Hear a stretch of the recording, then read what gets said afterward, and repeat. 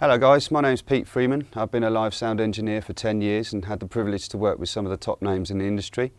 I run my own live event hire company called APA Live Events. Today I've been given the opportunity to run through Soundcraft's new digital mixing console, SI Expression. When I buy a mixing console, I look for two things. One is good sound, and the second one is whether it's user-friendly and easy to explain to other engineers. Let's see if SI Expression fits the bill. So initially I can see that we have our high pass filter, gate, compression, EQ, left and right and mono assigns.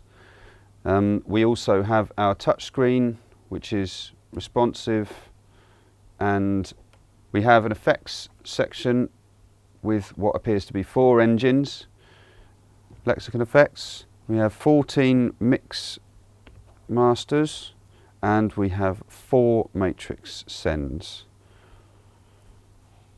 Okay, so we look to have a 32 channel input console, 30 input faders on layer A, another 30 input faders on layer B, another 14 assignable faders on layer C, and another 4 on D.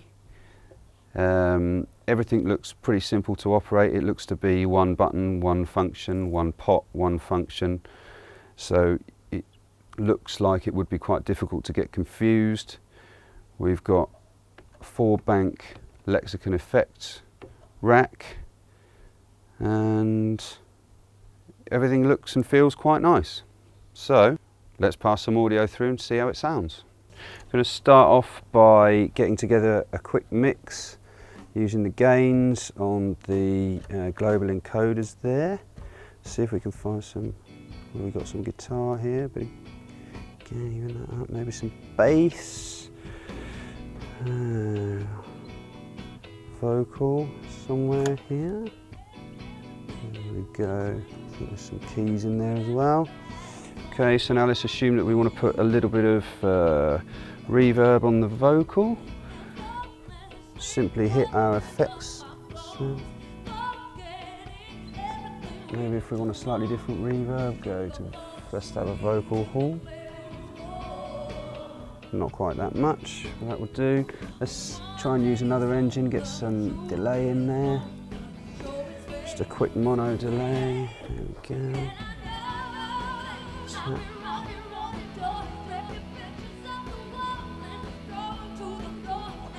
there's just a little bit of that there.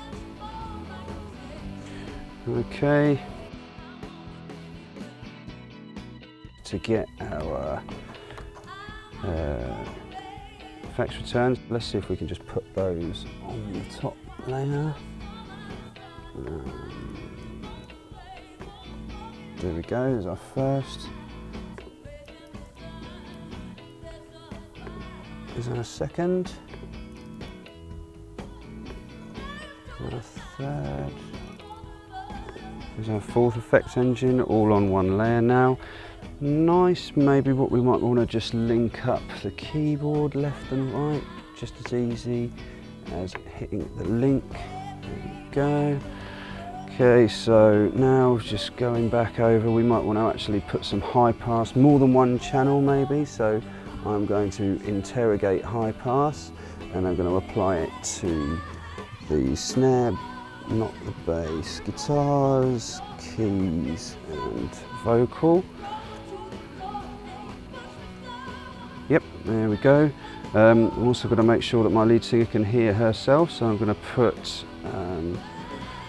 her vocal into her mix. I'm also going to put her vocal into our guitarist mix along with our guitar, a bit of kick and snare, moving over to the bass drum, to the bass player, a bit of kick and snare, a bit of bass, a little bit of guitar, and he's going to want to hear the vocal as well, maybe to the drum fill, kick and snare, quite a lot of bass usually, a little bit less guitar, also some keys and vocal.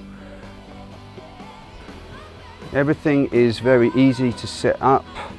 Let's just move over and put a gate onto our kick drum. be, do a little bit of EQ on the bottom end of the snare to give it a bit more punch. I want to see that because it's just how I'm familiar working. That's good. Maybe we want to apply a bit of EQ to the middle of this guitar, bring it out a little bit, and with the whole mix. I have just spent a couple of minutes and been able to very easily find my way to everything I needed to in a very familiar fashion. The whole desk gives you a bit of confidence quite quickly. Everything feels nice and solid, the faders, the encoders. It's got a nice analog feel. It's just simple, easy, and sounds good. I think everything is great, and I look forward to being able to get hold of one.